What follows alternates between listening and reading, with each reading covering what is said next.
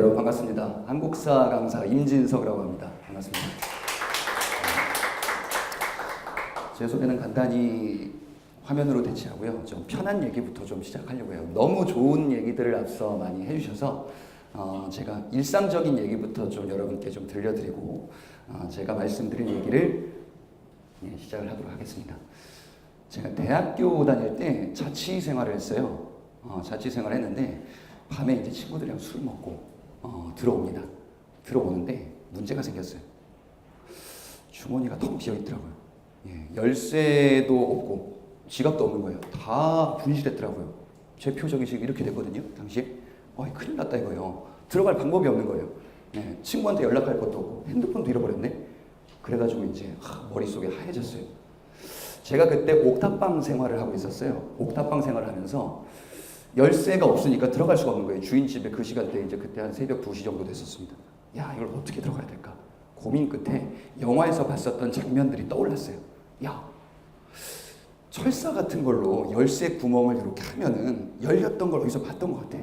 그래서 정말 필사적으로 열쇠가 없기 때문에 철사 구멍, 철사로 열쇠 구멍을 쑤셔야겠다라는 생각을 했어요. 주변을 보니까 철사가 있을 리가 있나요? 쓰레기통 막 근처에 집었더니 철사 비스무리하게 생긴 철조가리가 있더라고요. 그래서 정말 필사적으로 했어요. 한 두어 시간, 당시가 겨울쯤이었거든요. 한 두어 시간을 이렇게 했어요. 야, 어떻게 뭐 방법도 없고 하니까. 그랬더니 어떻게 됐을까요? 열렸을까요? 열렸습니다. 깜짝 놀랐어요. 이게 열리더라고요. 이게 뭐 힘으로 열린 건지 아니면은 되게 우연하게 열린 건지는 모르겠는데 문이 열렸어요. 그래서 다행이다 해서 들어가서 쉬었죠. 근데 문제는 뭐냐면은 제가 그날 이후에 거의 한 일주일간 독감에 걸렸습니다. 손을 봤더니 거의 막 손이 막 아작이 난 거예요. 이런 고생을 했어요. 제가 이 말씀을 드리는 이유가 제가 한국사 강사입니다. 여러분들 한국사라는 과목은 사실상 교양 과목이기 때문에 대체제가 굉장히 많습니다. 그죠? 여러분이 지금 우리 학원이 아니라도 선택할 수 있는 선택지는 굉장히 많아요. 그런 과목들을, 그런 강사들의 강의를 들으면 합격을 합니까? 합격합니다. 마치 철사로 문을 열던 것처럼 여러분이 원하는 목표를 열심히만 한다면 합격할 수 있어요. 하지만 문제는 뭐냐면은 내가 원하는 최적의 방법으로 합격을 하느냐예요. 아까 그 행정부 선생님 말씀하셨는데 1년 안에 합격? 그래요. 여러분의 목표는 합격이 아니라 최단시간 합격입니다. 그죠? 20년 뒤에 합격하면 무슨 의미가 있습니까? 가장 빠른 시간에 합격을 해야 되고, 그리고 이를 위해서 최적의 강의를 선보여야 되겠습니다. 그래서 저는 말씀드리는 게 합격을 당연히 하는데 여러분에게 필요한 강의, 그리고 여러분에게 준비된 경찰 간부 한국사를 강의를 하겠다라고 말씀을 드리면서 바로 여러분을 위한 합격의 열쇠를 제공해 드리겠습니다. 제 강의의 장점이다라고 하면은 몇 가지, 세 가지를 말씀드리고자 합니다. 일단 첫 번째로 친근하다라고 말씀드릴 수 있어요. 공무원 한국사가 사실 한국사라는 게 굉장히 재밌는 과목이거든요. 다른 과목도 마찬가지죠. 한국사라는 건 어찌됐건 간에 이전부터 쭉 흘러왔었던 역사적인 이야기들의 흐름이잖아요. 물론 당연히 거기에 있는 세부 암기사항이 있습니다. 근데 한국사라는 과목 자체가 이 공무원 한국사가 좀 지루하거나 아니면은 너무 노동이 되는 경우 있어요. 물론 여러분들의 수험 기간은 당연히 노동이 될 수밖에 없으나 제가 말씀드리고자 하는 거는 한국사를 좀 친근하게 다가가면서 최소한의 시간을 통해서 여러분의 원하는 목표를 달성드리겠다. 두 번째로 말씀드리고 싶은 거는 제 한국사 강의는 기초 체력이 튼튼하다 이렇게 말씀을 드릴게요. 한국사 강의가 한국사라는 과목 자체, 다른 과목도 마찬가지이긴 하겠으나 한국사라는 과목은 이야기의 흐름이다 보니까 뼈대가 흔들리면은 전반이 다 흔들려요. 이게 내가 무슨 공부를 하는지, 이게 고려에 나왔던 건지 조선에 나왔던 건지 근현대에서 어디쯤에 있었더라, 이런 헷갈리는 이런 시간의 낭비를 경험할 수 있습니다. 그래서 기초 체력이 튼튼한 것은 앞서 여러분이 제가 말씀드렸었던 친근하다라는 부분과 결합해서 이해를 해주시면 되겠습니다. 마지막으로 말씀드리고 싶은 거는 타 과목 학습 시간의 최대 확보가 가능하다. 이게 무슨 말씀이냐면은 간혹 이런 강사분들이 계세요. 한국사 열심히 하시라. 다른 과목도 마찬가지인데 열심히 하시라, 열심히 하시라, 열심히 해야죠. 근데요, 여러분들 한국사만 하는 게 아니에요. 그죠? 법과목 어떤 과목만 하는 게 아니잖아요. 다른 과목들이 쭉 7과목이 있단 말이에요. 근데 과목들이 여러 가지가 있는데 아니 이것만 하다가는 다른 과목을 못 합니다. 그렇지? 최소한 내가 공부를 하는 시간에 다른 과목 확보할 수 있는 시간이 필요하단 말이죠. 그죠? 예, 그런 방법의 지름길은 내가 뼈대를 튼튼하게 하고 그리고 이것을 친근하게 하면서 암기를 좀 수월하게 하는 것이죠. 암기를 하는 이유는 당연히 합격을 하기 위함인데 예, 이해를 통해서 암기를 하는 이해도 정도가 있거든요.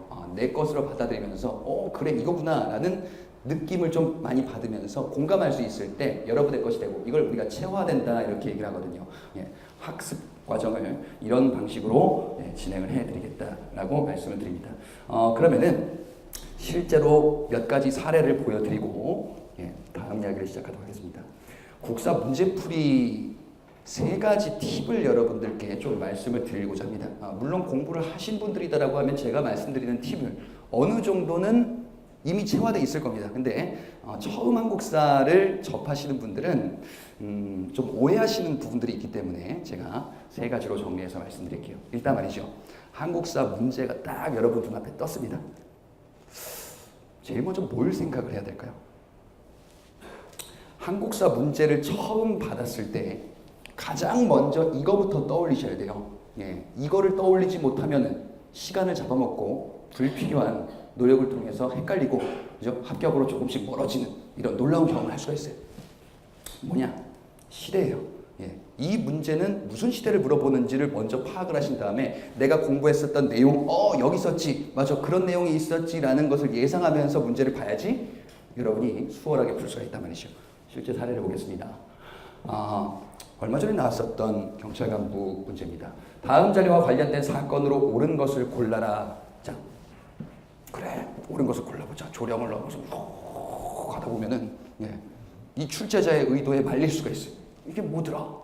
이 사료를 봤다면은 상관이 없는데 사료를 안 봤다라고 하면은 이거 뭐야? 양촌집은 또 뭐야? 뭐 이러면서 머릿속이 하얘지는 경험을 할 수가 있어요.